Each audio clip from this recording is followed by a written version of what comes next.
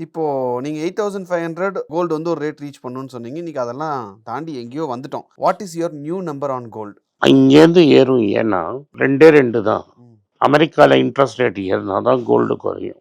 ம். இன்னைக்கு interest rate குறையுமான்னு பார்த்துட்டு இருக்கோம். ம். At some stage, interest rate has to come from 4.25 to 4.5லேருந்து ம். 2.5 to 2.75 வரைக்கும் இறங்கணும். அமெரிக்காவில் 2% இன்ட்ரெஸ்ட் ரேட் இறங்கணும். That will happen over the last next 18 months. ம். அது போச்சுன்னா கோல்டு வில் கோ சப்ஸ்டான்ஷியலி. இல்லையா, இன்னொரு விஷயம், அமெரிக்காவில் விலைவாசி ஏற ஆரம்பிச்சிருச்சு அப்படின்னா கூட கோல்டு ஏறும். ஸோ ரெண்டுமே கோல்டு ஏறுறதுக்கு தான் எனி மேக்ரோ எக்கனாமிக் சுச்சுவேஷன் இப்போ கோல்டுக்கு ஃபேவரபுளாக தான் இருக்குது. ஓகே. இப்போ 9300 அப்படிங்கிற ரேஞ்சில் இருக்கு சார்.